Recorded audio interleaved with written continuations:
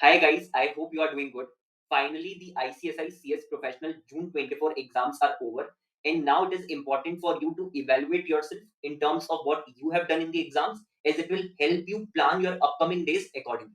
To help you with that, in this video, I am discussing June 24 Advanced Tax Laws paper and the probable answers to the questions. Also, the purpose of this video is not to create fear or negativity among the students with respect to whether they will clear the exam or not.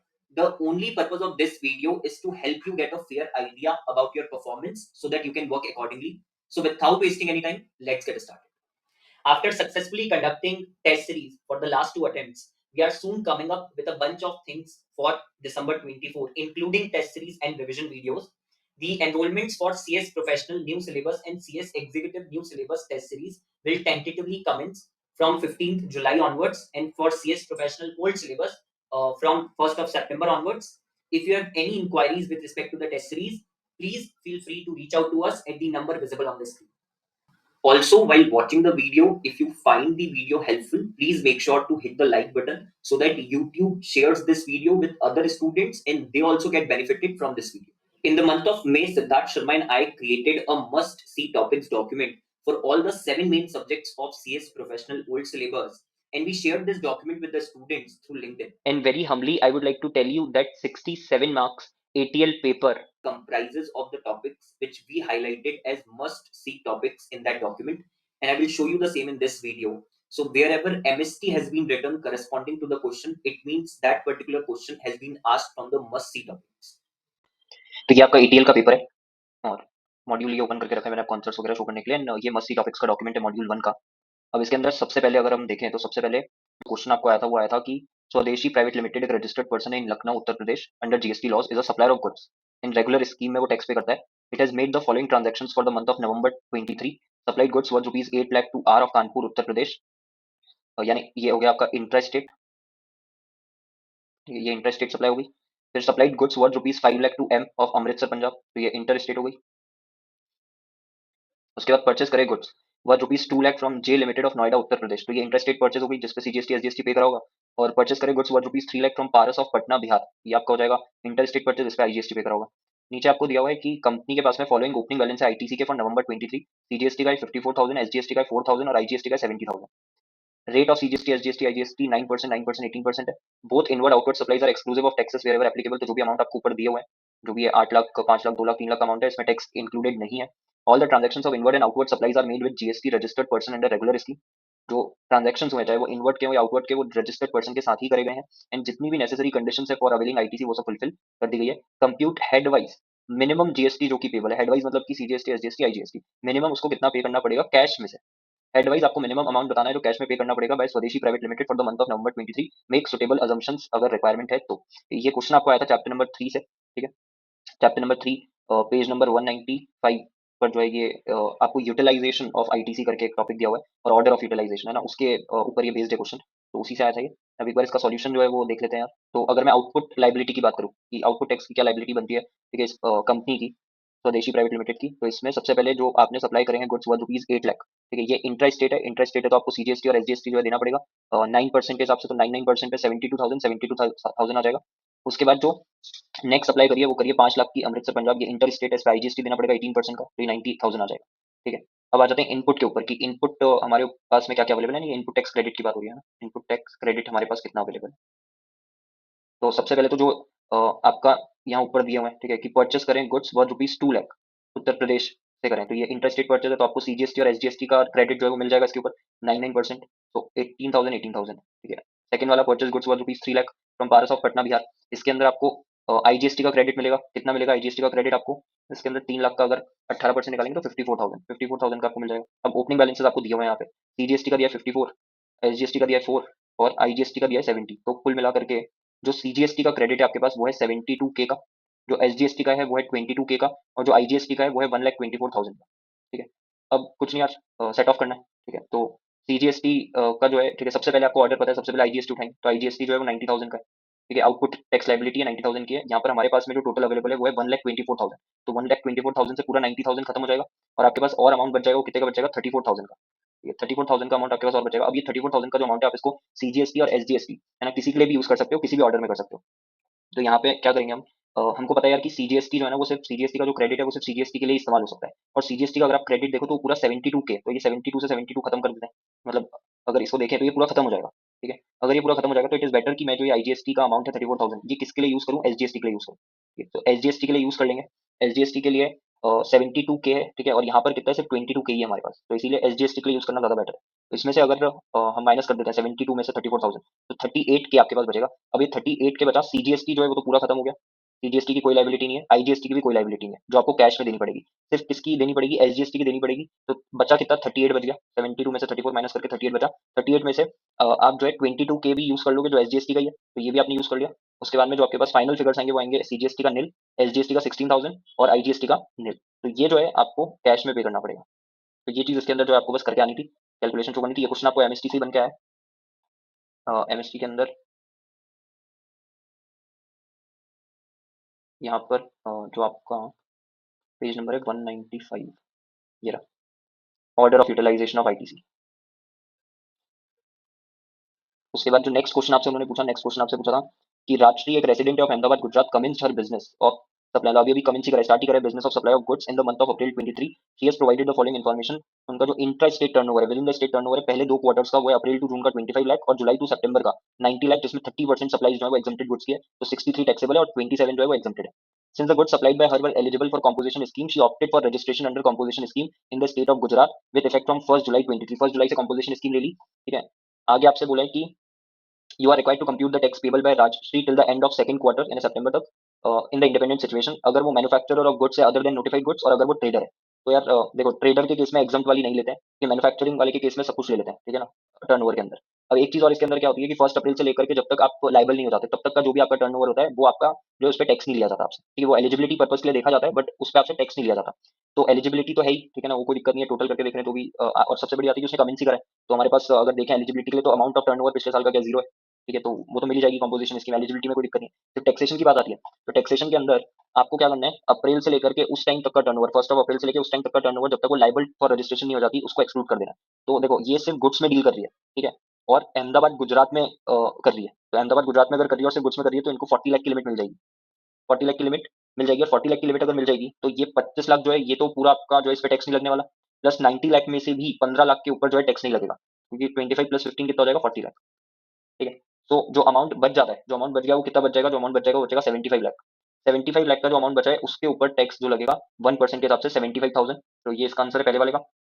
और दूसरा trader वाले case में 75 लाख ही रहेगा, but 75 में से आप जो है कितना माइनस कर लोगे, 75 में से आपको जो एग्जम्प्टेड है, ठीक है, 27, ये एग्जम्प्टेड वाला भी यहाँ से चला जाएगा बेसिकली, तो एग्जम्प्टेड वाला अगर यहाँ से चला जाएगा तो जो आपका बचेगा वो बचेगा कितना, 48 बचेगा, ठीक है, सो 75 माइनस जो एग्जम्प्टेड वाला है वो कितना है, 27। तो अगर आप ये करोगे तो ये आ जाएगा इधर 48, ठीक है, तो 48 लाख के ऊपर 1% लगेगा 48,000, तो ये इसका आंसर है। ये आपको इसमें करना था, ये भी एमएसटी से ही पूछा है आपसे, एमएसटी के अंदर chapter number 2 page number 41, composition का ही क्वेश्चन है ये, कॉम्पोजिशन लेवी का, ये रहा composition levy, section 10 of CGST. उसके बाद जो नेक्स्ट क्वेश्चन आपसे उन्होंने पूछा वो पूछा कि काला निकेतन रजिस्टर्ड इन जयपुर राजस्थान और ऑर्गेनाइज कर रहे हैं बैले डांस कंसर्ट इन नागपुर महाराष्ट्र।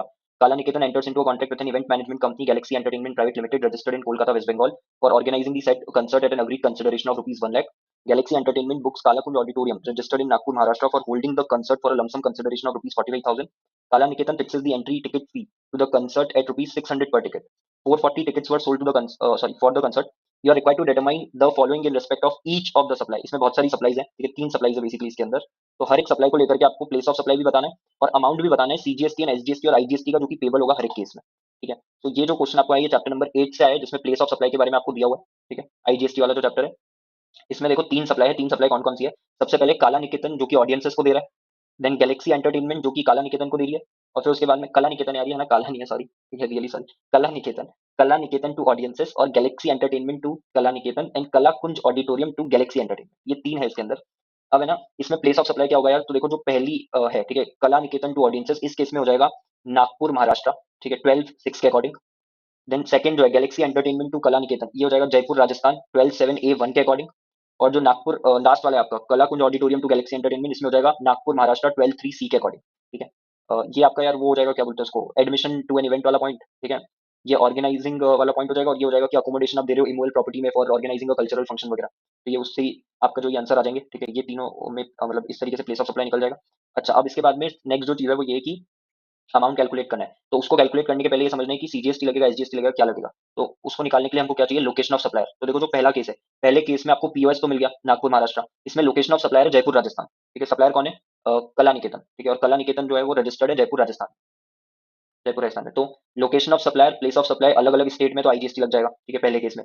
दूसरे वाले में जो आपका गैलेक्सी एंटरटेनमेंट है वो वेस्ट बंगाल में है, कोलकाता वेस्ट बंगाल, और जो प्लेस ऑफ सप्लाई वो आ रही है जयपुर राजस्थान, तो यहाँ पर भी आईजीएसटी लगेगा।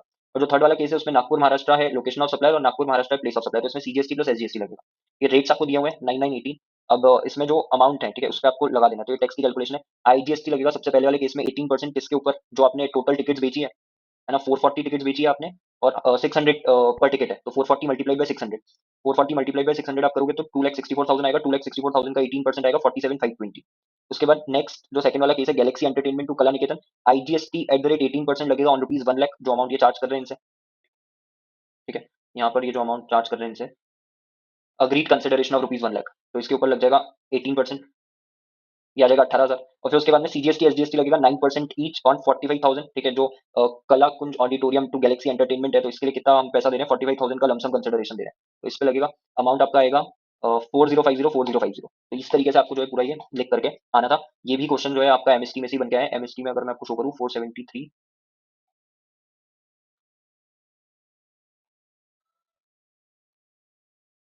यहाँ पर ये आईजीएसटी वाला है आपका। आईजीएसटी वाले में place of supply of goods और सर्विसेज और बोथ, यहाँ से क्वेश्चन बन के आया।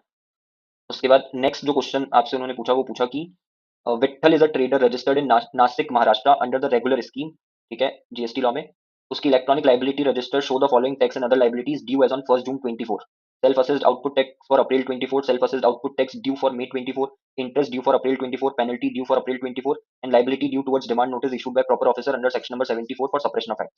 Being afraid of his liability arising out of demand notice under 74, he is of the opinion to pay this liability first over other tax liability due। ठीक है, तो वो बोल रहा है पहले इसको डिस्चार्ज कर देता हूँ। Assuming that there is sufficient balance in his electronic credit and cash ledger, you are required to examine the provision of order of discharge of GST liability under section 49(8) of the CGST Act 2017 with reference to the above particulars and advice to withhold accordingly। ठीक है, तो ये जो है ये आपका chapter number 4 से है, पेज नंबर 312 पे दिया हुआ है, 268 पे है, सॉरी है ना, 268 पे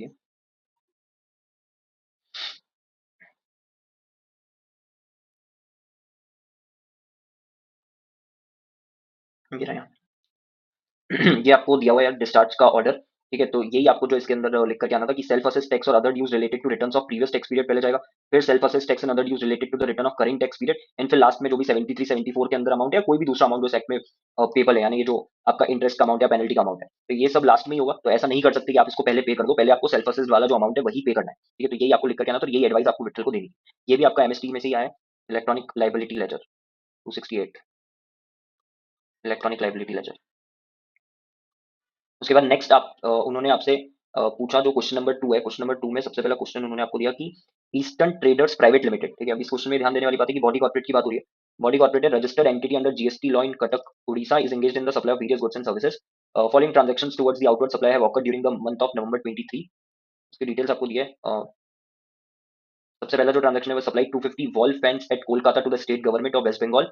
250 stands mandatorily required to mount the fans on wall were also supplied along with the wall fence, then provided intra-state service as a DSA to Arunday Bank Limited for their consumer loan products. Company-owned ferries were used as passenger transportation services to general public from one shore to another shore of the river Mahanadi to facilitate daily commutation of local public, and supplied goods to its agent in the state of Maharashtra. Open market value here 2,80,000. Said agent is supplying the goods of like kind and quality to unrelated customers at rupees 3 lakh.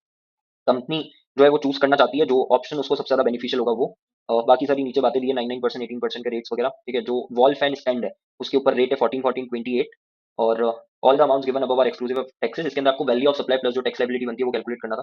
तो सबसे पहले जो आपको दिया हुआ है transaction, ठीक है, इसके अंदर सप्लाई कर रहे हैं हम 250 wall fans at Kolkata to the state government. तो अगर गुड्स आप सप्लाई कर रहे हो तो ऐसा कोई एग्जाम्पशन जो है वो नहीं दिया हुआ है ना, तो ये तो टैक्सेबल है। अब नीचे जो ये बात लिखी है कि 250 स्टैंड्स आर मैंडेटरीली रिक्वायर्ड, तो मैंडेटरीली रिक्वायर्ड मतलब उनके बिना काम ही नहीं होगा।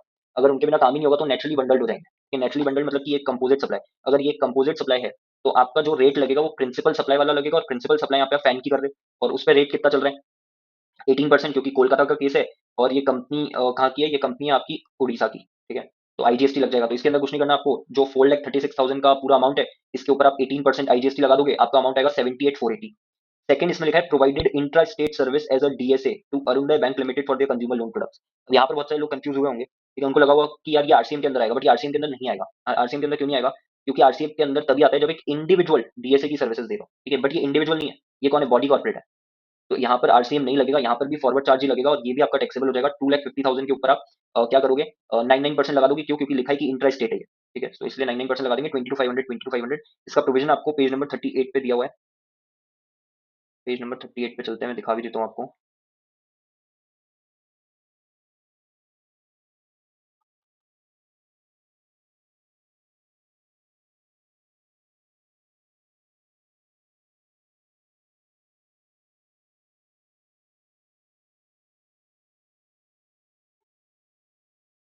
ये रहा यहाँ पे, services supplied by individual DSA other than a body corporate partnership और एलएलपी फर्म टू बैंक और एनबीएफसी। तो इंडिविजुअल डीएसए होना चाहिए तब आरसीएम लगेगा, नहीं तो नहीं लगेगा। तो यहाँ इंडिविजुअल डीएसए नहीं है इसलिए आरसीएम नहीं लगेगा, फॉरवर्ड चार्ज लग जाएगा। ये ऊपर वाला जो था कंपोजिट वाला वो पेज नंबर 30 पे दिया हुआ है आपको, ठीक है, बुक के अंदर।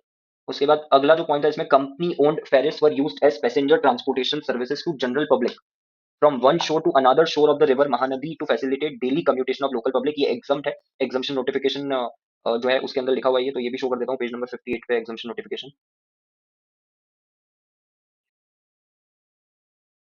ये रही आपकी एग्जम्पशन नोटिफिकेशन, इसमें पेज नंबर 58।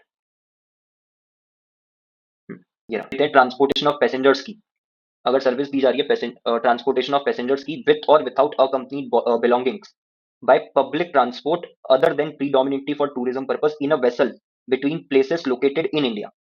तो इसमें कवर होकर के, क्योंकि वो पब्लिक ट्रांसपोर्ट ही हो गया, जनरल पब्लिक को आप दे रहे हो तो, ठीक है, और विद इन इंडिया ही है यार, ठीक है, तो इसीलिए 1 लाख का जो अमाउंट है ये आपका पूरा एग्जाम हो जाएगा। उसके बाद जो लास्ट आपको दिया है, लास्ट आपको दिया है कि supplied goods to its agent in the state of Maharashtra, ठीक है, यानी कि आपने इंटर स्टेट कराई ये भी, है ना। और ओपन मार्केट वैल्यू इसमें 280 दी है।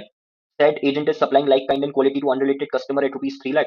कंपनी सबसे ज्यादा बेनिफिशियल ऑप्शन लेगी, तो यहाँ पे जब एजेंट को आप करते हो सप्लाई, आपके पास में ऑप्शन होता है कि आप ओपन मार्केट वैल्यू ले लो या फिर आप 90% ले लो, जो भी लाइक काइंड एंड क्वालिटी का सामान अनरिलेटेड कस्टमर को दिया जाता है उस प्राइस का। तो ये 3 लाख का अमाउंट है, इसका 90% आएगा 2,70,000 और एक्चुअल ओपन मार्केट वैल्यू है 2,80,000। तो बेनिफिशियल कौन सा होगा, जो कम वाला है, बिकॉज उससे वैल्यू कम आएगी। तो 2,70,000 हो जाएगा। 2,70,000 पे आप लगा दोगे कितना, जो रेट दिया 18% का, तो 48,600 आएगा आपका, ठीक है। ये भी आपको ये दिया हुआ है पेज नंबर 95 के ऊपर,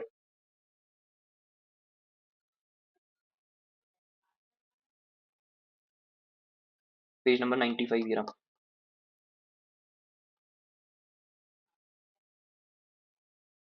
यहाँ दिया हुआ supply through an agent rule 29, open market value of the goods being supplied or at the option of the supplier, supplier के ऑप्शन पे 90% of the price charge for the supply of goods of like kind and quality by the recipient to his customer not being a related person.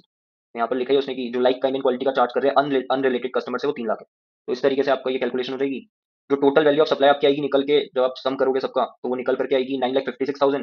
Total tax liability आएगी CGST की 22,500, SGST की 22,500 और IGST की 127,080। ठीक है, अब ये वाला क्वेश्चन भी अलग अलग जगह से आया था यार, है ना। जैसे कॉम्पोजिट वाला आपका इसमें पूछ लिया था उन्होंने, फिर उसके बाद जो आरसीएम वाला है वो पूछ लिया था, देन उसके बाद में एग्जाम्पशन वाला पूछा था आपसे और आपसे वैल्यू वाला पूछा था। तो ये भी पॉइंट्स हमने मार्क करे थे यार मस्त सी टॉपिक्स के अंदर। अगर इसकी बात करते हैं सेकंड वाले चैप्टर की, तो सेकंड वाले चैप्टर में जो आप देखोगे meaning and taxability of composite and mix supply, ठीक है, ये मार्क करा हुआ था हमने। देन उसके बाद में next services exam from tax, जो ये पूरी नोटिफिकेशन है आपकी, ये भी मार्क करी थी। Then rules for determination of value of supply, वो जो 29 वाला आपको आया, तो ये भी वहीं से इन्हीं टॉपिक्स में से बन के आया आपका। उसके बाद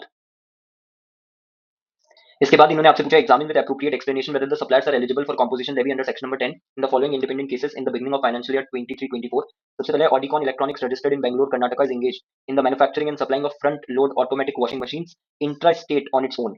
it's aggregate turnover in the financial year 22-23 76 lakh. तो कहाँ के हैं? बैंगलोर कर्नाटका के, ठीक है, ये स्टेट देखना जरूरी है फॉर टर्नओवर वाली limit. With a view to expand its business operation, it will also start providing the repairing services of front-load automatic washing machines in Karnataka in the financial year 2023-24। तो ये eligible है क्योंकि turnover वाली जो requirement है वो ये पूरी कर रहे हैं 1.5 करोड़ वाली, ठीक है।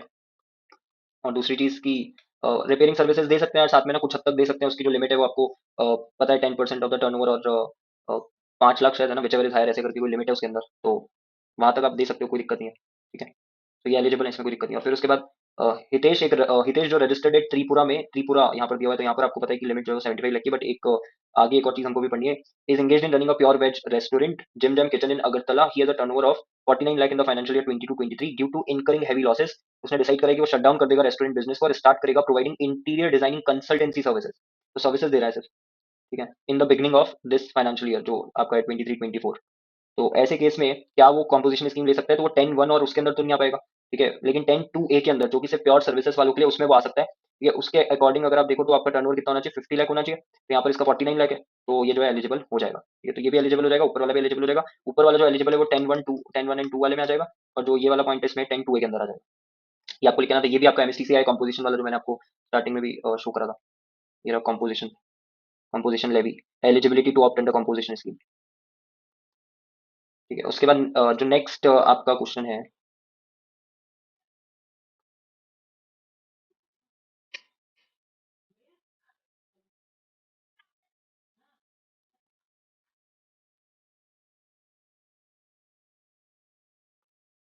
नेक्स्ट जो आपका क्वेश्चन उन्होंने पूछा है आपसे,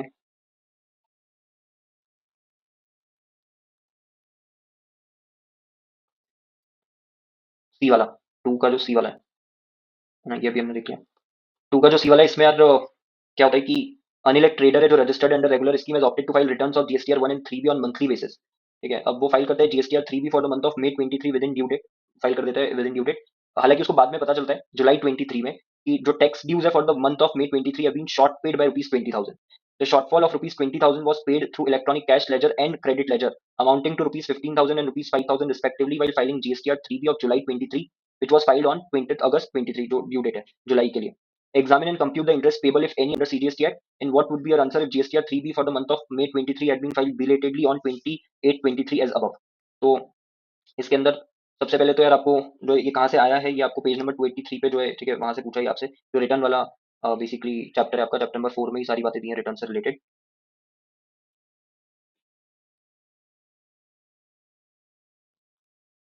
283 यहाँ पे होगा, ये रहा, ठीक है। So furnishing of monthly return section number 39, इसके अंदर नीचे अगर चलते हैं तो यहाँ पे एक पॉइंट दिया है, ये रहा 9th वाला, कि subject to the provision of 37 and 30, अगर कोई भी registered person after furnishing a return discovers any omission या incorrect particulars other than as a result of scrutiny audit inspection या enforcement activity by the tax authorities, तो rectify करेगा उस omission incorrect particular को in the return to be furnished for the month or quarter during which such omission या incorrect particular are notice. यानी इसने जुलाई में notice करा था, तो उसका जो भी रिटर्न जाएगा उसके अंदर सही कर देना, और उसने कर भी दिया। Subject to the payment of interest, तो इंटरेस्ट तो आपको देना पड़ेगा यहाँ पर भी। अब इंटरेस्ट कितना होता है? तो 18% होता है, ठीक है। जो ड्यू डेट है वहां से उसके बाद से काउंट होना चालू होता है, तो ड्यू डेट आपकी जो है क्या हो जाएगी? 20 जून 23, ठीक है। 20 जून 23 के बाद यानी 21 जून से लेकर के एक्चुअल जो आपका है 20 अगस्त, इसके बीच में जितना भी टाइम पीरियड है उतने अमाउंट का इंटरेस्ट देना पड़ेगा। प्लस इसमें एक और चीज होती है कि जो इंटरेस्ट होता है वो नेट टैक्स लायबिलिटी पे देना पड़ता है। नेट टैक्स लायबिलिटी मतलब जो आपने सिर्फ कैश लेजर से डिस्चार्ज करी है, तो कैश लेजर से हमने कितनी डिस्चार्ज करी है? 15,000, तो सिर्फ इसी पे आपको इंटरेस्ट देना पड़ेगा। तो कुछ नहीं करना आपको, बस 15,000 और 18%, और अगर 21 जून से हम काउंट करेंगे तो जून के आपके 10 दिन हो गए, जुलाई के आपके 31 दिन हो गए, और जो आपका अगस्त है उसके आपके 20 दिन हो गए, तो ये हो गया आपका टोटल 61 डेज, ठीक है। तो 61 डेज का है, तो 61 डिवाइडेड बाई 365, ये करेंगे तो यार 451 आ जाएगा, ठीक है, इंटरेस्ट का अमाउंट। और दूसरा, अगर हम फाइल ही उसको मे के रिटर्न को फाइल करते ही नहीं है, जैसे यहाँ पर तो हमने कर दिया था, है ना, timely within due date 20 June 23 तक हमने कर दिया था मे का रिटर्न फाइल, बट यहाँ पर वो बोल रहे हैं अगर वो फाइल ही नहीं करता है तो उस केस में क्या होगा? तो लेट फी भी लग जाएगी, लेट फी लगेगी। रेट उसमें थोड़े चेंजेस आए थे लेट फी के अंदर, तो 50 रुपीज का है, 50 रुपीज का 25 सीजीएसटी 25 एचजीएसटी, तो 50 मल्टीप्लाई बाय 61 जितने का भी आपने डिले करा है ड्यू डेट के बाद 3050 की, ठीक है। उसके बाद अगला जो क्वेश्चन उन्होंने आपसे पूछा वो पूछा था कि when is dynamic quick response code applicable to supplier who issue invoice to unregistered person. ये पेज नंबर 244 पे दिया है आपको, पेज नंबर 244,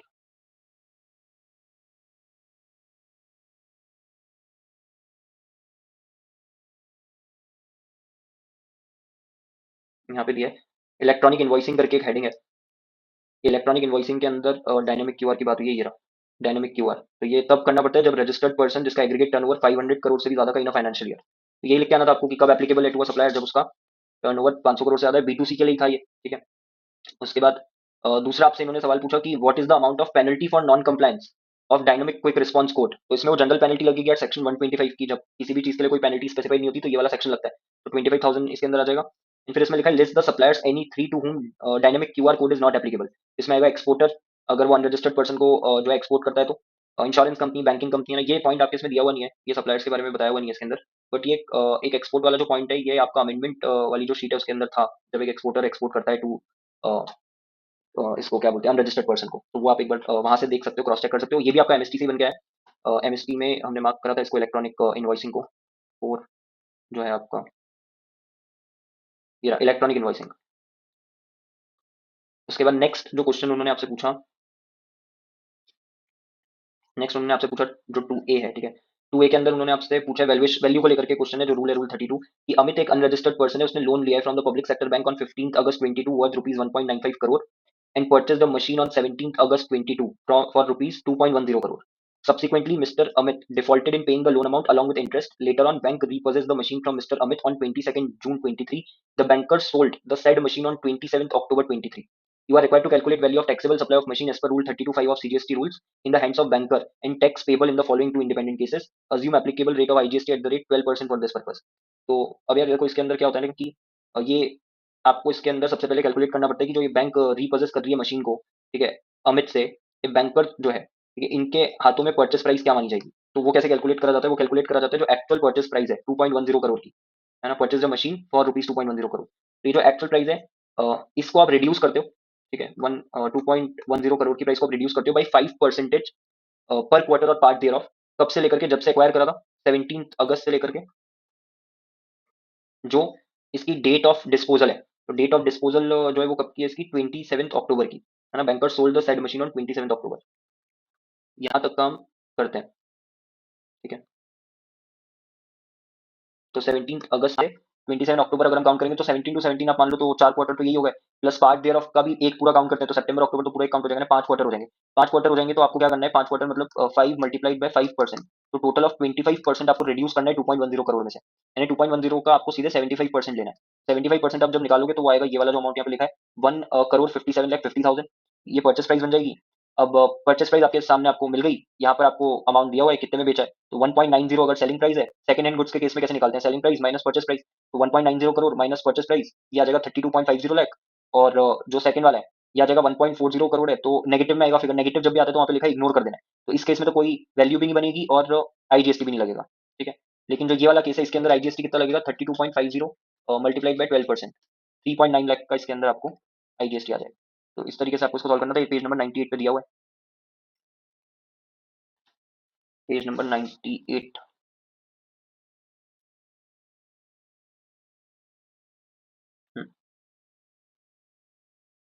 यहाँ दिया हुआ है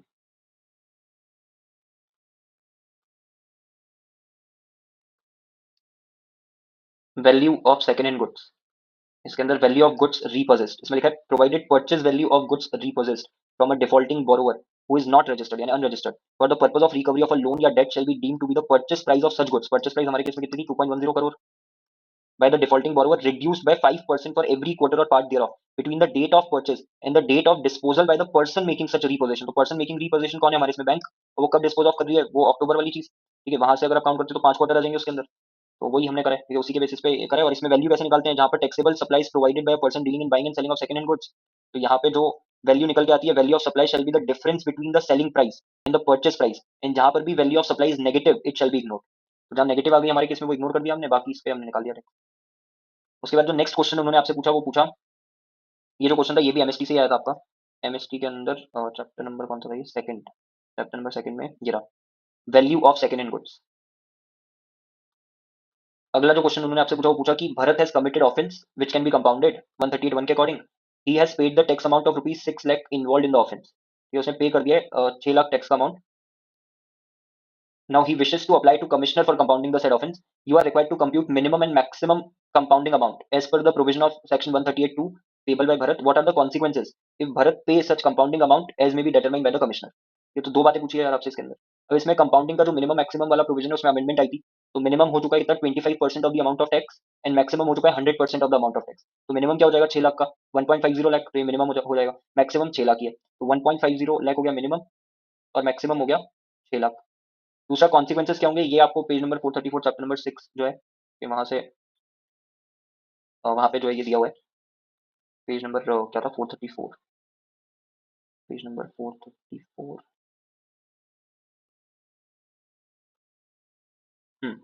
ये रहा कंपाउंडिंग वाला। तो इसमें ये पहले मिनिमम अमाउंट वगैरह होता था, नॉट बीइंग लेस देन 10,000 और इस तरीके से, बट अब ये सब अमेंड हो चुका है। तो अमेंडेड वाले लिखना था आपको। और ये जो है लिखा है कि on payment of such compounding amount as may be determined by the commissioner, no further proceeding shall be initiated under this act against the accused person in respect of the same offence, and any criminal proceedings if already initiated in respect of the said offence shall stand awaited। तो ये क्या है इसका implication या consequence कि अगर भरत पे कर देता है कंपाउंडिंग अमाउंट तो क्या होगा, तो ये वाली चीज होगी। ये लिख के आना था। ठीक है, उसके बाद नेक्स्ट जो आपसे उन्होंने पूछा, नेक्स्ट आपसे पूछा कि Rajkumar is registered under GST in Gujarat, West Bengal and Orissa due to closure of business activities in Orissa with effect from 30 April 23। Rajkumar filed an application for cancellation of registration before the jurisdictional tax authorities of Orissa on 28 May 23। ठीक है, तो उसने application का file करी है इस date को। The registration was suspended with immediate effect from 28 May 23। Suspension भी सेम डे ही कर दिया था। फाइनल ऑर्डर जो कैंसिलेशन का आया है वो आया है 30 जून 23 को। ठीक है, ये ऑर्डर ऑफ कैंसिलेशन की डेट है। Final order of cancellation was dated 30 June 23। Further, Rajkumar was also registered as an ISD in Odisha. The registration of ISD was cancelled with effect from 30th May 23 with an order dated 30th June 23। You are required to advise Rajkumar regarding the last date for filing the final return by it in Odisha। ठीक है, and advise whether final return is required to be filed upon cancellation of ISD registration by Rajkumar।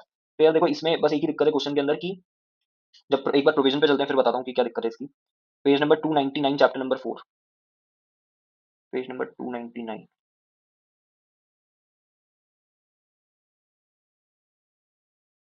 यहीं पर दिया है final return. ये रहा final return. अब इसमें आपको बोला है फाइनल रिटर्न जो है, ठीक है, आप पहले तो ये समझो यार कि फाइनल रिटर्न जो है, ठीक है, वो फाइनल रिटर्न सिर्फ उसी रजिस्टर्ड पर्सन को फाइल करना होता है जिसको कि 39(1) में रिटर्न फर्निश करने की रिक्वायरमेंट है। ठीक है, every registered person who is required to furnish a return under subsection 1 of section number 39 and जिसका रजिस्ट्रेशन कैंसिल कर दिया है उसी को फर्निश करना है फाइनल रिटर्न।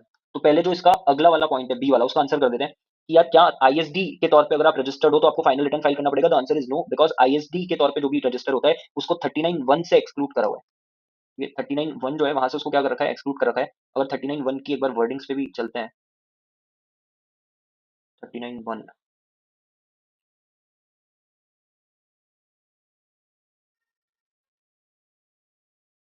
ये रहा यहाँ पे। ये आप देखो 39(1) के अंदर क्या लिखा है, every registered person other than an ISD, यानी इसको बाहर कर दिया यहाँ से। तो जो यहाँ से बाहर हो गया वो 45 से भी क्या हो गया, ऑटोमेटिकली बाहर हो गया। तो आपको फाइनल रिटर्न देने की रिक्वायरमेंट नहीं है, तो उसका आंसर तो नो हो जाएगा। ठीक है, अब नेक्स्ट जो क्वेश्चन है आगे उसको सॉल्व करते हैं, जो ए वाला है। अब आगे देखो इसके अंदर क्या लिखा है, उसको फर्निश करना है final return within 3 months of the date of cancellation or the date of order of cancellation whichever is later. ठीक है, तो हमारे पास date of order of cancellation तो है कि यार जो फाइनल ऑर्डर पास हुआ है कैंसिलेशन का वो 30 जून को हुआ है। ये वाली डेट तो है आपके पास इस क्वेश्चन में, बट आपके पास में ना ये वाली डेट ही नहीं है इसके अंदर, डेट ऑफ कैंसिलेशन की, एक्चुअल कैंसिलेशन कब से हो रहा है। तो अब हम अज्यूम करेंगे यार इसके अंदर कि ना एक्चुअल कैंसिलेशन भी 30 जून 23 से ही होगा। ये आपको अज्यूम करना पड़ेगा क्योंकि कोई और डेट नहीं दी है। तो अब इसमें से विचएवर इज लेटर तो कुछ नहीं हुआ, 30 जून ही हो गया वो। ठीक है, तो 30 जून जो है, ठीक है, 23 आपको वहां से 3 महीने का जो है आप मान लो टाइम मिलेगा थोड़ा सा अलग, मतलब आप ये मान के चलो कि 3 मंथ्स हम कहाँ से काउंट करेंगे, डेट ऑफ कैंसिलेशन से और date of order of cancellation whichever is later. तो 3 मंथ्स हमने काउंट करे अगर 30 जून से, तो वो निकल करके आएगा आपका जुलाई अगस्त और सितंबर, तो 30 सितंबर। ठीक है, तो 30 सितंबर या date of order of cancellation, वो तो क्या है 30 जून ही है, इसमें लेटर कौन सा हो गया 30 सितंबर। तो 30 सितंबर तक क्या करना है, 30 सितंबर तक उसको जो है ये चीज फाइल कर देना है। ठीक है, ये आपका इसका आंसर हो जाएगा। इसमें कंजम्पशन लिख करके जो है आना था आपको। ठीक है, ये भी एमएसटी से ही आया यार। एमएसटी में फाइनल रिटर्न हमने मार्क करा था 4 के अंदर। ये रहा फाइनल रिटर्न। उसके बाद नेक्स्ट जो आपसे क्वेश्चन उन्होंने पूछा वो पूछा कि examine and decide whether E way bill is required in the following situation. E way bill चाहिए या नहीं चाहिए। तो ये तो मॉड्यूल से ही पूछ लिया था यार, उन्होंने डायरेक्टली दिया हुआ है मॉड्यूल में। तो मतलब where goods transit through another state while moving from one area in state to another area in the same state, इसमें आपको ई वे बिल जो है वो चाहिए। ठीक है, और where goods move from a DTA unit to SEZ unit or vice versa located in the same state. ठीक है, तो एक बार इस पे चलते हैं, पेज नंबर 265 चैप्टर 4 पे दिया है, page number 265, page number 265।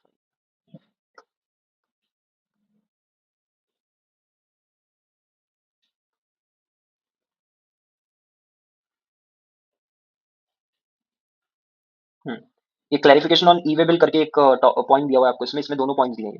Where goods transit through another state while moving from one area in a state to another area in the same state. तो यहाँ पर तो ई वे बिल आपको चाहिए। तो सेकंड वाला आपका केस है कि गुड्स मूव कर रहे हैं from a DTA unit to SEZ unit or vice versa located in same state, इसमें नहीं चाहिए। ठीक है, क्योंकि आपका 13814 डी में कवर हो रहा है इसीलिए, और एग्जाम्प्ट करा हुआ है इसको 13814 डी के अंदर। ठीक है, तो यहाँ पर ना एक लिस्ट सी दी हुई है यार, ऊपर यहाँ पर दी हुई है कहीं,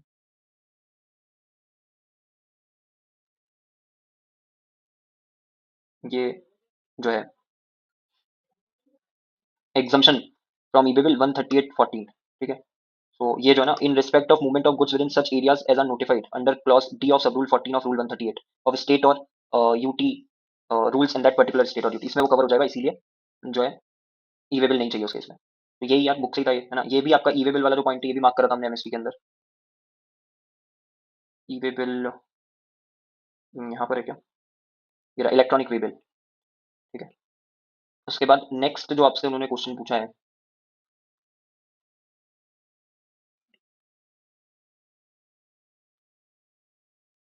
नेक्स्ट जो थर्ड वाला क्वेश्चन आपसे उन्होंने पूछा, थर्ड वाले क्वेश्चन में पूछा कि Bhanchi is engaged exclusively in supply of taxable goods from 3 different states, the particulars of intra state supplies.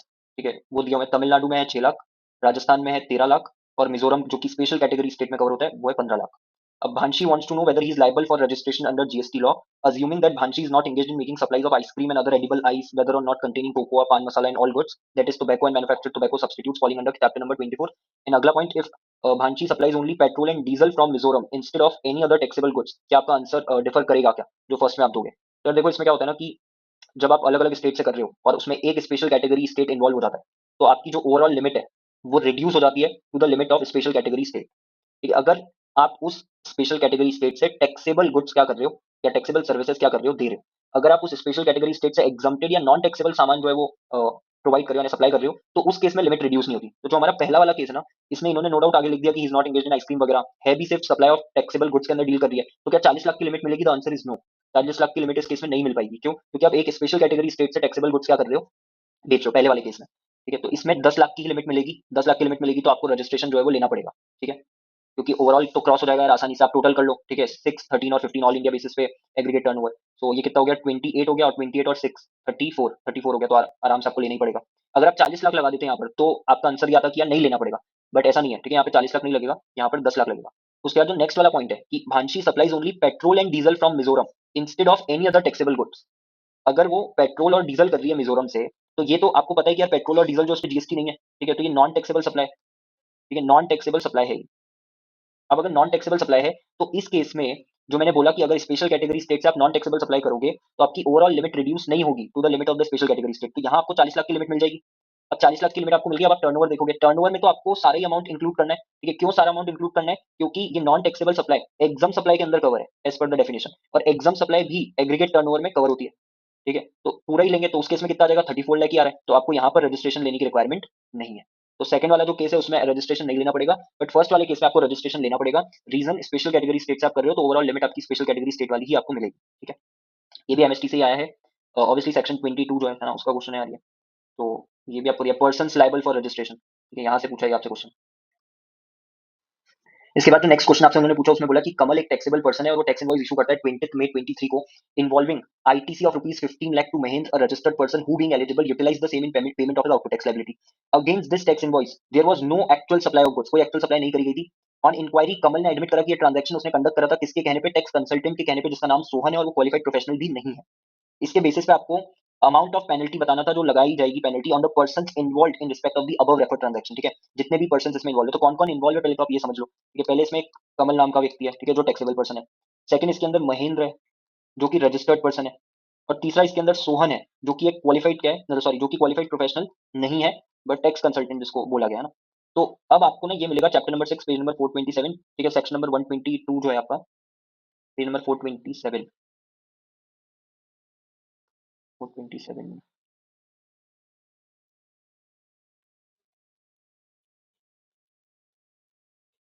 यहाँ पे आपको ये दिया हुआ है। ठीक है, देखो इसमें सबसे पहला है सेक्शन नंबर 122 सबसेक्शन 1। अब ये जो सेक्शन नंबर 122 सबसेक्शन 1 है, किसके ऊपर एप्लीकेबल है? टैक्सेबल पर्सन के ऊपर। एंड टैक्सेबल पर्सन हमारे केस में कौन है? जो कमल है। ठीक है, इसके ऊपर ही एप्लीकेबल हो जाएगा। इसके अंदर कौन सा वाला पॉइंट? सेकंड वाला पॉइंट, इशू कर रहे हो कोई भी इनवॉइस या bill without supply of goods या सर्विसेज और both in violation of the provision of this act और the rules made thereunder. तो इसके अकॉर्डिंग कितनी पेनल्टी आपको देनी पड़ेगी, या नीचे पेनल्टी का अमाउंट लिखा हुआ है, he shall be liable to pay a penalty of 10,000 rupees और an amount equivalent to the tax evaded or the tax not deducted, short deducted, deducted but not paid to the government, or tax collected, short collected, not paid, ITC availed of या passed on. ठीक है, ये जो pass on कर दिया ना आपने 15 लाख का, ठीक है, वो इसके अंदर आ जाएगा। Whichever is higher. तो या तो 10,000 रुपीज, या तो 10,000 रुपीज, या फिर जो आपका अमाउंट इक्विवेलेंट है to the ITC pass on. तो आईटीसी कितना पास ऑन करा है आपने, 15 लाख का। इसमें से जो भी हायर है, इसमें से जो भी हायर है, यानी 15 लाख का जो है कमल के ऊपर पेनल्टी लगेगी, ठीक है। कमल के ऊपर होगी 15 लाख की पेनल्टी। उसके बाद अगला जो पॉइंट है वो है महेंद्र, जो कि रजिस्टर्ड पर्सन है। रजिस्टर्ड पर्सन वाला आपको दिया हुआ है ये सेकंड वाले में 122 सबसेक्शन 2 में। कोई भी रजिस्टर्ड पर्सन जो कि सप्लाई कर रहे हैं गुड्स या सर्विसेज और both on which any tax has not been paid, short paid और एरोनियसली रिफंडेड, या where the ITC has been wrongly avail या यूटिलाइज्ड। ये इसमें कवर हो जाएगा महेंद्र, रॉन्गली अवेल या यूटिलाइज में। अब यार इसमें ना दो चीजें दी है, for any reason other than the reason of fraud और any wilful misstatement, suppression of facts to evade tax. उस केस में पेनल्टी हो जाएगी 10,000 रुपीज और 10% of the tax due from such person whichever is higher. और for reason of fraud और any wilful misstatement और suppression of fact to evade tax shall be liable to a penalty equal to 10,000 rupees और tax due from such person whichever is higher. तो ये कौन सा case है, ये मेरे हिसाब से तो फ्रॉड वाला केस होना चाहिए, बिकॉज दोनों के बीच में सप्लाई नहीं हुई, तो उसको भी पता था महेंद्र को यार बिना सप्लाई के आप जो है आईटीसी क्लेम कर रहे हो, यानी बोगस टैक्स इनवॉइस के बेसिस पे आप कर रहे हो, ठीक है। तो वो फ्रॉड का ही केस होना चाहिए, तो वो बी में ही कवर होना चाहिए मेरे हिसाब से। तो बी के अंदर जो लिखा है shall be liable to a penalty equal to 10,000 rupees और tax due from such person whichever is higher, मतलब वही 15 लाख का अगर उसने ले लिया तो 15 लाख का ही उसको भी देना पड़ेगा, ठीक है। तो 10,000 और 15 lakh whichever is higher. और फिर उसके बाद में जो एक कंसल्टेंट है, कंसल्टेंट कवर हो जाएगा 1A वाले पॉइंट में जहाँ पे लिखा है any person who retains the benefit of a transaction and at whose instance such transaction is conducted। यही हो रहा है ना कि उसके कहने पे कर रहे हैं कंसल्टेंट के, वो जो है वो उसको कितनी पेनल्टी लगेगी, penalty of an amount equivalent to tax evaded या आईटीसी अवेल्ड या पास ऑन, मतलब 15 लाख। तो कमल को लगेगी 15 लाख, महेंद्र को भी लगेगी 15 लाख, और इसको भी लगेगी कितनी, टैक्स कंसल्टेंट को 15 लाख। ये जो इसके अंदर आपको बता देना है, ठीक है। ये भी आपका जो है ये वाला क्वेश्चन जो है ये चैप्टर नंबर 6 था, ऊपर वाला तो मैंने आपको बता दिया। ये उसके बाद नेक्स्ट जो आपका क्वेश्चन था वो था under GST law taxes on taxable services supplied by central government और the state government to a business entity in India payable by the recipient of services, ठीक है। Enumerate the exceptions to the side statement, मतलब जो RCM के अंदर point दिया उसकी तरफ क्या एक्सेप्शन है वो बताने। तो ये एक्चुअल में क्वेश्चन था एग्जामिनेशन नोटिफिकेशन से। 36 और 55 दोनों हम डिस्कस कर लेंगे, चैप्टर नंबर 2 से है ये क्वेश्चन। 36, 36 पे चलते हैं।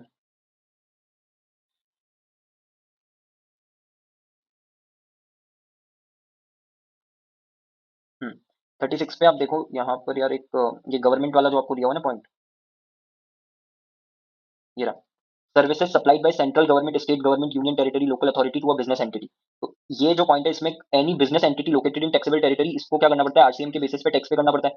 बट इसकी जो एक्सेप्शन है वो आपको दिया किसके अंदर, जो एग्जामिनेशन नोटिफिकेशन है उसके अंदर। तो ये आपका 36 ना, तो 55 पे चलते हैं। 55 यहाँ पे आएगा,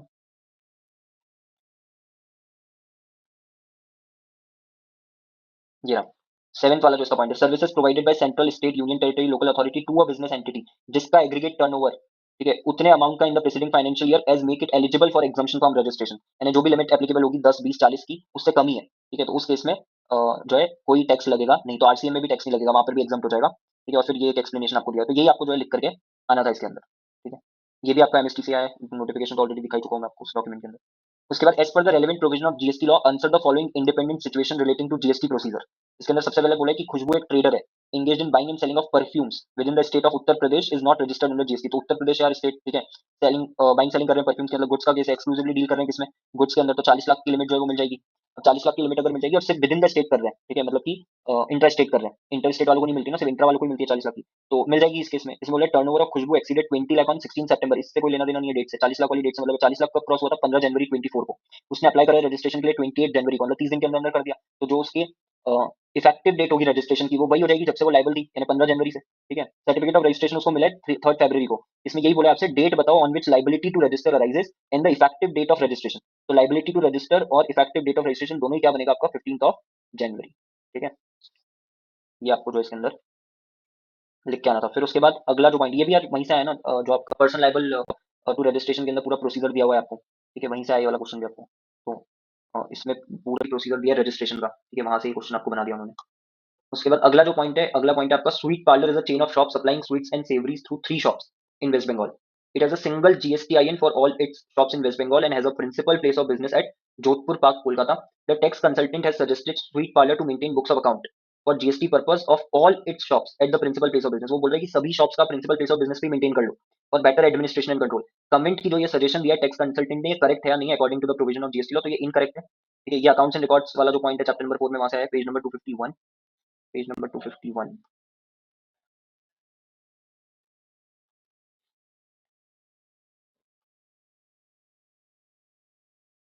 यहाँ पे दिया है कि अगर ये more than one place of business हो, तो जहाँ पे more than one place of business is specified in the certificate of registration, accounts relating to each place of business shall be kept at such place of business. मतलब आप सारे का सारा principal place पे नहीं रख सकते, अगर एक से ज्यादा प्लेस है तो हर एक प्लेस पे उससे रिलेटेड अकाउंट्स आपको मेंटेन करके रखने पड़ेंगे। ठीक है, तो अब ये तो क्या बोल रहे हैं कि सबका आप एक ही जगह कर लो, तो अपने आप में ये क्या हो गया, गलत हो गया। ठीक है, हर एक जगह पे करने पड़ेंगे मेंटेन। ये भी आपका एमएसटी से ही आया है, आपको अकाउंट्स एंड रिकॉर्ड्स वाला इसके अंदर,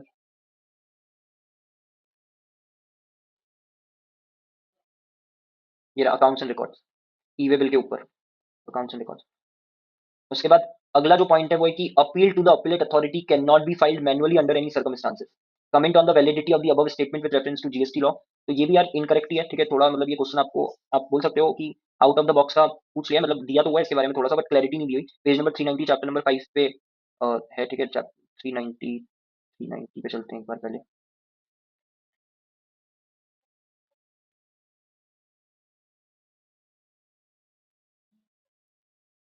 390, ये अपील टू अपीलेट अथॉरिटीज में लिखा है अपील जो है वो फाइल करनी है इस फॉर्म के अंदर along with relevant document either electronically और अदरवाइज, जैसा कि नोटिफाई कर दे कमिश्नर। अब कमिश्नर ने ऐसा कुछ नोटिफाई करा नहीं है। ठीक है, तो इसके बारे में जब मैं पढ़ रहा था तो उन्होंने यही बोला कि जब तक वो नोटिफाई नहीं कर देता तब तक हम मान के चलेंगे कि मैनुअली भी फाइल करी जा सकती है।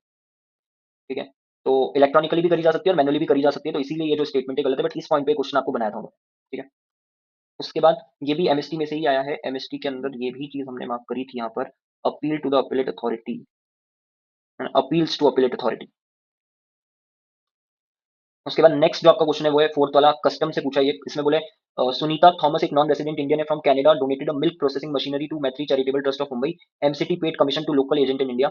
असिस्टेंट कमिश्नर ऑफ कस्टम ने डिटरमाइन करी एफओबी वैल्यू मशीन की कैनेडियन डॉलर 18,000। ट्रस्ट ने एक्सेप्ट कर ली वैल्यू जो डिटरमाइन करी गई है। एक्चुअल एयर फ्रेट जो पे करा गया है वो कैनेडियन डॉलर 4,500 है, बट आपको पता है कि 20% से ज्यादा नहीं हो सकता। ठीक है, एफओबी का तो 18,000 का अगर मैं 20% निकालता हूँ तो वो कितना आएगा, 3,600 डॉलर, 3,600। इंश्योरेंस कॉस्ट जो है वो तो दी हुई है, तो वो वही की वही ले लेंगे। ठीक है, dollar 1600।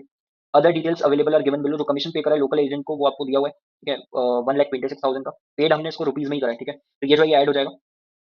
Date of bill of entry presentation 26 March है। On this date rate of BCT is 10%, rate of exchange notified by CBIC 60 is rupees 60 per Canadian dollar. तो आपको बिल ऑफ एंट्री जिस दिन प्रेजेंट करते हैं उस दिन जो सीबीआईसी का रेट ऑफ एक्सचेंज होता है वो लेना होता है, तो आप ये ले लोगे यहाँ से। सेकंड जो रेट है बीसीडी का, वो रेट कौन सा लेना होता है, date of bill of entry presentation या arrival of aircraft at custom station whichever is later. इसमें लेटर कौन सा है, 4 अप्रैल 23, इस दिन जो रेट है बीसीडी का 15% वो आप ले लोगे। देन सोशल वेलफेयर सरचार्ज 10% है, एप्लीकेबल आईजीएसटी रेट 18% है। आपको चार चीजें कैलकुलेट करने का बोला था, accessible value under custom act, calculate basic custom duty payable, social welfare surcharge and IGST on import of machine. Assume ये करना था कि ये जो ट्रांजेक्शन है इसमें कोई एग्जाम्पशन अवेलेबल नहीं है। तो यहाँ पर आप देखो कैलकुलेशन यार कैसे होगी, कुछ भी नहीं करना है। जो 18,000 है इसके अंदर आपको ये ऐड कर देना है, डॉलर 3,600 और डॉलर 1,600। ठीक है, ये आपको ऐड कर देना है, इसको आपको कन्वर्ट कर लेना है किसके अंदर, रुपी के अंदर। तो ये टोटल कितना हो जाएगा, ये हो जाएगा 18,000 प्लस आपका 3,600। ठीक है, प्लस आपका 1,600, 23,200 हो जाएगा ये, डॉलर 23,200। इसको कन्वर्ट करेंगे अगर, तो कन्वर्ट करने में जो रेट ऑफ एक्सचेंज है वो 60 वाला लेना है। 60 से कन्वर्ट करा तो ये हो गया 13,92,000। इसमें ये 1,26,000 आपको ऐड कर देना है। इसमें आप ऐड कर दो 1,26,000, तो ये आपका आ जाएगा 15,18। ठीक है, 15,18 ये आपकी क्या हो गई, असेसेबल वैल्यू।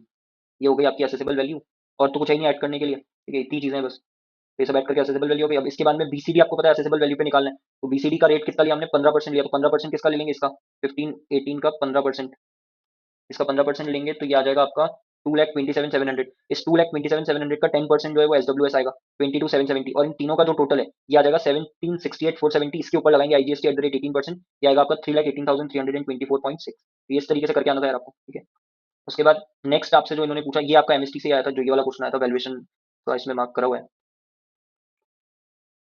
कस्टम्स के अंदर, ये custom valuation determination of value of imported goods rules, उसी के अंदर से आया हुआ है। उसके बाद नेक्स्ट जो आपसे उन्होंने पूछा वो पूछा असर्टेन कि एक्सपोर्टर को ड्यूटी ड्रॉबैक मिलेगा नहीं मिलेगा फॉलोइंग इंडिपेंडेंट केसेस में, एंड इफ यस क्वांटम क्या होगा। तो पहले वाला केस है एफओबी वैल्यू है 50,000 की, रेट ऑफ ड्यूटी ड्रॉबैक है 0.70 का। तो अगर मैं 50,000 का 0.70% निकालता हूँ वो आता है 350। अब 350 जो है वो 50 से तो कम नहीं है। ठीक है, 50 से तो ज्यादा ही है, तो इस केस में मिल जाएगा आपको। उसके बाद अगला जो पॉइंट है वो दिया है FOB value 2,000 KG of goods exported is rupees 2 lakh.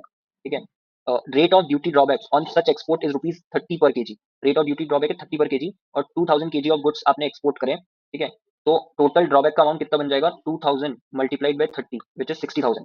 ठीक है, अब मार्केट प्राइस जो है गुड्स की वो कितनी है, 50,000 ही है। तो यहाँ पर तो ड्रॉबैक का अमाउंट ही 50,000, मतलब जो ड्यूटी ड्रॉबैक का अमाउंट है वो मार्केट प्राइस से भी ज्यादा आ रहा है। इस केस में आपको ड्यूटी ड्रॉबैक नहीं मिलता है, जब भी मार्केट प्राइस से ज्यादा हो जाता है तब नहीं मिलता, तो इसमें नहीं मिलेगा।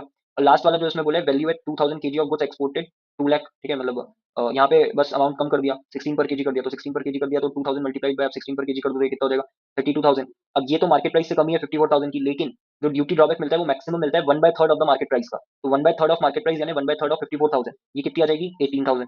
तो यार एक्चुअल अमाउंट है 32,000 का, ठीक है, लेकिन मैक्सिमम से कितना मिल सकता है 18,000, तो 18,000 मिल जाएगा इस केस में लास्ट वाले में। तो आपको फर्स्ट वाले में भी मिल जाएगा, लास्ट वाले में भी मिल जाएगा, लास्ट वाले में आपको 18,000 मिल जाएगा, और जो फर्स्ट वाला है उसके अंदर आपको पूरा 350 जो है वो मिल जाएगा। इस तरीके से सॉल्व करके आना था आपको। इसके बाद आपका स्टार्ट हो जाता है जो डायरेक्ट टैक्स का पार्ट है, डायरेक्ट टैक्स और इंटरनेशनल टैक्सेशन का। इसमें सबसे पहला क्वेश्चन आपसे पूछा कि Bristow is employed as a marketing manager in FMCG company 20 अगस्त 23 को उसको रिसीव होती है motor car as gift from a distributor of the company. The market value of the gifted car is estimated at ₹3,50,000। Is the value of car taxable as income, if so under what head it is taxable. तो यार ये जो है taxable नहीं है, ठीक है ना, बिकॉज टैक्सेशन ऑफ गिफ्ट के अकॉर्डिंग मोटर कार जो है वो प्रॉपर्टी में कवर नहीं होती है, ठीक है, तो ये जो है टैक्सेबल नहीं होगी। ये टैक्सेशन ऑफ गिफ्ट से आपको आया था, ये भी एमएसटी के अंदर मार्क करा था, टैक्सेशन ऑफ गिफ्ट,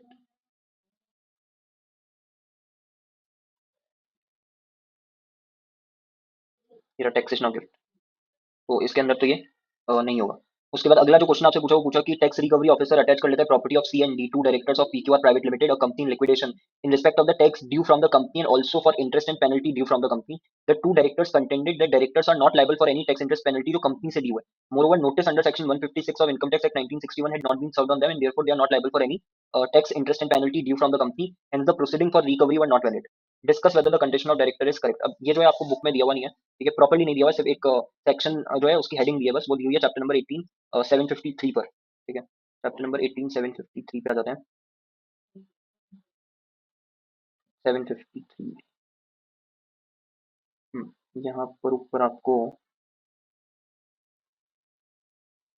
ये दिया हुआ है 179 liability of directors of private company liquidation, but इसका एक्सप्लेनेशन नहीं दिया हुआ आपको कहीं पे भी। तो मैं आपको बता देता हूँ, ठीक है, कि 179 के अंदर अगर हम देखें तो उसके अकॉर्डिंग डायरेक्टर जो है वो लाइबल हो जाएंगे इस केस में, ठीक है, और उसमें ना 179 के अंदर ऐसी कोई नोटिस की रिक्वायरमेंट है नहीं मेंशन करी हुई कि नोटिस आपको देना पड़ेगा, ठीक है, तो यहाँ पर जो है जो कंटेंशन है डायरेक्टर का वो इनकरेक्ट है, ये आपको इसके अंदर बता करके आना था, बट ये आप यही मान के चलो कि out of the box question है बिकॉज इसका कोई एक्सप्लेनेशन आपको बुक के अंदर नहीं दिया हुआ। उसके बाद नेक्स्ट जो आपसे उन्होंने पूछा वो पूछा what is the remedy available to an applicant जो कि agreed by the ruling of board for advance ruling, also state the time limit within which he should exercise this remedy. ये भी out of the box advance ruling का कुछ नहीं दिया आपको income tax से रिलेटेड जो कि एडवांस रूलिंग होती है बुक के अंदर, तो इसमें सेक्शन 245 डब्ल्यू करके एक सेक्शन है, उसके अकॉर्डिंग आप हाई कोर्ट के पास जा सकते हो 60 डेज में, ये आपको इसके अंदर बता करके आना था।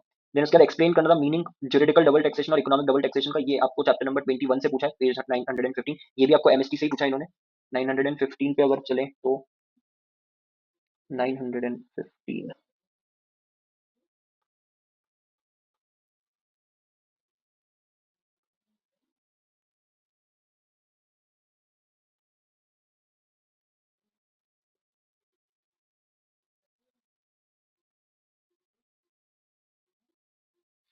यहाँ पे दिया ये रहा ज्यूरिडिकल डबल टैक्सेशन और इकोनॉमिक डबल टैक्सेशन, तो ये आपको बता करके आना था।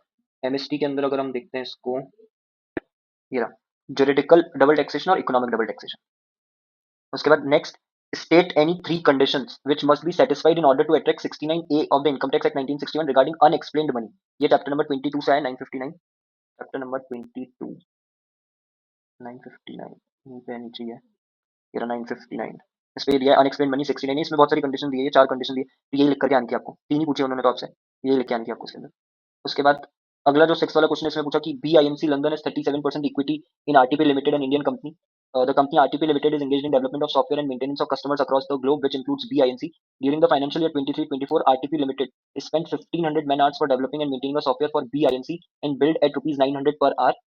The cost incurred for executing the maintenance work to BINC for RTP Limited amount to rupees 14 lakh. Similar such work was done for unrelated party Fry Limited, in which profit was at 50%. आगे BINC gives technical support to RTP Limited, which can be valued at 12% of gross profit. There is no such functional relationship with Fry Limited. RTP Limited gives credit period of 60 days, the cost of which is 4% of the normal billing rate, which is not given to other parties. Compute arm's length price under cost plus method in the hands of RTP Limited and the impact of the same on total income under Income Tax Act 1961. तो यार ऐसे ही ना आपको similar सा illustration दिया हुआ है book में, उसी को थोड़ा सा इन्होंने चेंज करके आपसे पूछ लिया।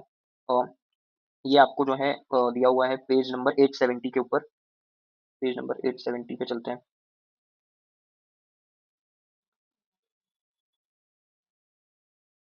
पेज नंबर 870 पर कॉस्ट प्लस मेथड के अंदर ये दिया है उन्होंने आपको।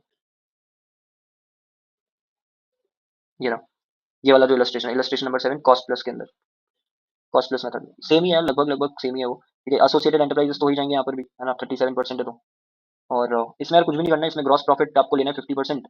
और टेक्निकल सपोर्ट का जो भी आपको बोला है 12% ऑफ द ग्रॉस प्रॉफिट, आप लेस कर दोगे तो 6% आपका लेस हो जाएगा, 12% और 50% 6% आएगा, तो लेस हो जाएगा। और जो आपका कॉस्ट ऑफ क्रेडिट है जो दे रहे थे हम, ठीक है, जो दूसरी पार्टीज को नहीं दे रहे, ये हम ऐड कर देंगे 2% का। ठीक है, अब यहाँ पर बस यही दिक्कत है कि 4% ऑफ नॉर्मल बिलिंग रेट दिया हुआ है इन्होंने, बट मेरे हिसाब से ये इनको ग्रॉस प्रॉफिट का जो है देना चाहिए, ठीक है, ग्रॉस प्रॉफिट का as a markup, because normal billing rate यहाँ पर कहीं पे भी दिया नहीं है, देखो, ठीक है, नॉर्मल बिलिंग रेट नहीं दिया, ये जो 900 पर आर है, ठीक है, ये नॉर्मल बिलिंग रेट नहीं हो सकता, क्योंकि अ, ये तो आपका आप रिलेटेड पार्टी के साथ कर रहे हो, ठीक है, रिलेटेड पार्टी के साथ कर रहे हो, इसलिए इसको नॉर्मल बिलिंग रेट कंसिडर नहीं करना चाहिए, बट हो भी सकता है कि इसको इन्होंने कंसिडर करो, तो अभी गाइडलाइन आंसर में देखेंगे क्या होगा।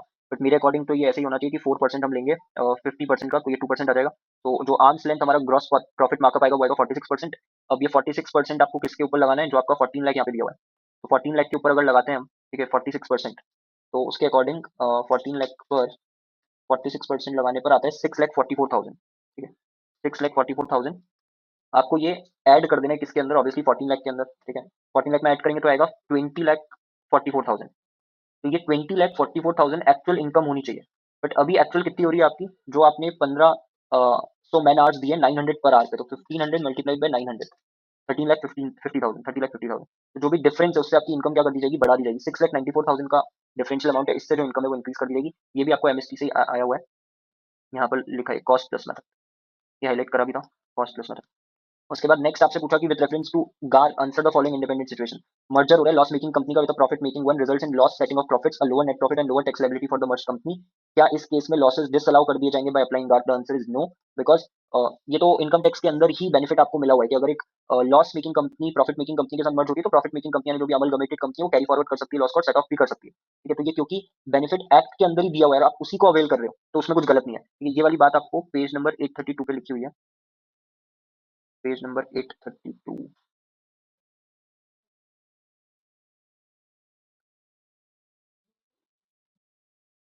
यहाँ पर दिया है,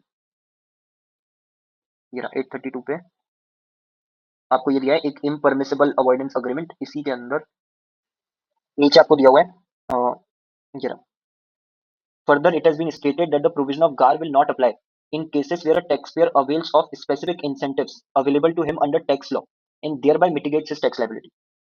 तो यहाँ पर तो नहीं होगा ऐसा कुछ भी।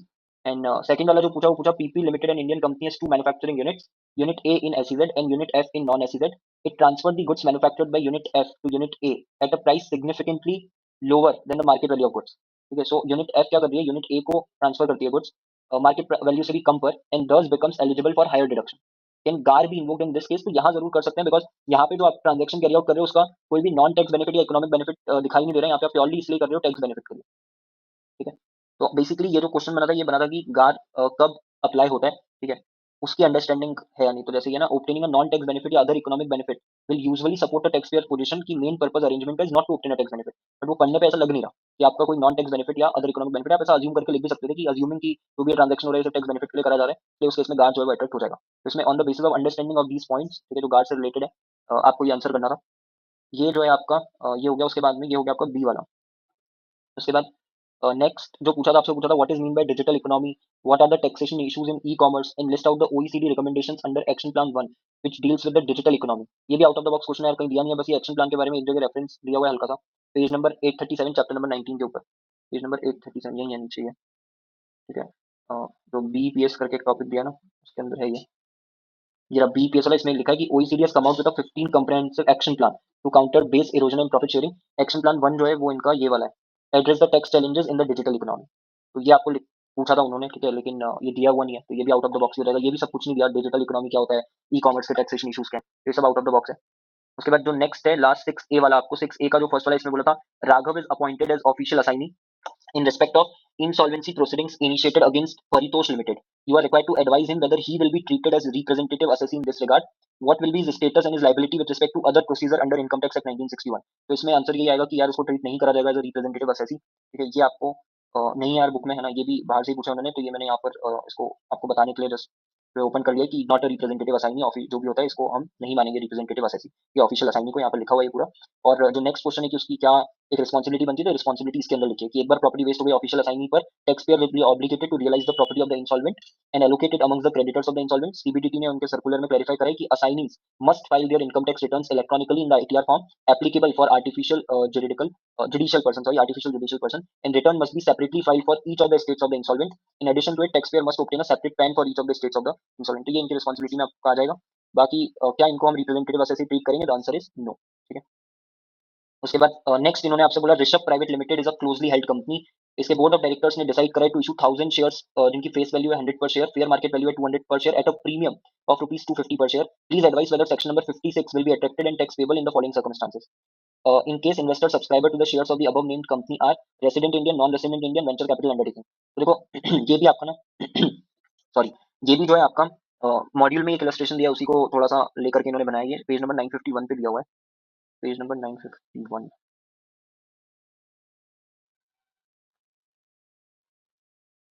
पेज नंबर 951 ये रहा। ठीक है। ABC private limited is a closely held company, और ये सारे वही पॉइंट्स और ऐसे ही वैसे ही क्वेश्चन है इनकेस इन्वेस्टर सब्सक्राइबर। ठीक है। तो इसमें कुछ भी नहीं करना आपको यार, है ना। इसके अंदर रेसिडेंट इंडियन के केस में टैक्सेबल हो जाएगा प्रोविजन के अकॉर्डिंग। कितना अमाउंट टैक्सेबल होगा? जितना aggregate of the consideration exceed करे फेयर मार्केट वैल्यू को। तो एग्रीगेट कंसिडरेशन कितना है? 100 प्लस 250 350 माइनस 200 150। तो ये 150 तो हो गया पर शेयर। टोटल अगर कंसिडरेशन निकालना तो मल्टीप्लाई किससे करना पड़ेगा? 1000 से। तो 1000 से मल्टीप्लाई कर दिया, 1,50,000 टैक्सेबल हो जाएगा रेसिडेंट इंडियन के केस में। नॉन रेसिडेंट इंडियन के केस में टैक्सेबल नहीं होगा। यहाँ पर एक अमेंडमेंट आई हुई है, ठीक है, जो आपको दिया हुआ है यहाँ पर इन्होंने, आपका अमेंडमेंट शीट जो है इसके अंदर, ये अमेंडमेंट शीट है। इसके अंदर ये अमेंडमेंट आपको दी है, bringing non resident investors within the ambit of 56 two 7B to eliminate the possibility of tax avoidance. तो अभी अगर हम लैंग्वेज पढ़ते हैं 56 टू 7B की, तो यहाँ पर जो आपका अमाउंट है वो आपको किससे मिल रहा है? From any person being a resident. ठीक है। लेकिन अब यहाँ पर क्या इंक्लूड हो जाएगा? किसी भी पर्सन से आपको मिले, चाहे वो रेसिडेंट हो या फिर नॉन रेसिडेंट हो। लेकिन ये जो अमेंडमेंट है ना, ये आई है फाइनेंस एक्ट 23 से, और इसकी इफेक्टिव डेट है 1 अप्रैल 24। मतलब इफेक्टिव हो चुकी है, बट आपके एग्जाम के लिए एप्लीकेबल नहीं थी। इसीलिए आपको तो पुराने वाले के अकॉर्डिंग आंसर करना है। तो ये यहाँ पर भी टैक्सेबल नहीं होगा। ठीक है। Not taxable non resident Indian के केस में, और वेंचर कैपिटल अंडरटेकिंग के केस में भी नॉट टैक्सेबल। ठीक है। यहाँ पर आप देखोगे यही आंसर में यहाँ पर भी लिखा है, investor subscriber to non resident Indian या वेंचर कैपिटल अंडरटेकिंग, उसमें कोई टैक्स लायबिलिटी नहीं बनेगी, ये एग्जाम हो जाएगा 56 में। फिर एक लास्ट में और एक लाइन दी हुई है आपको ये, ठीक है, कि further what will be your answer if the shares are issued at fair market value. अगर फेयर मार्केट वैल्यू पे आपने करा तो कोई टैक्स लायबिलिटी नहीं बनेगी। ये भी आपको यहाँ पर ही दिया हुआ है, इसमें भी पूछा था ये नीचे, further what will be your answer if shares are issued at fair market value.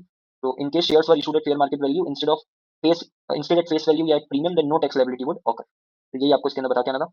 और जो अब लास्ट क्वेश्चन आपसे इन्होंने पूछा है, लास्ट क्वेश्चन उन्होंने पूछा आपसे कि ये भी out of the box question था, इक्वलाइजेशन लेवी को लेकर के।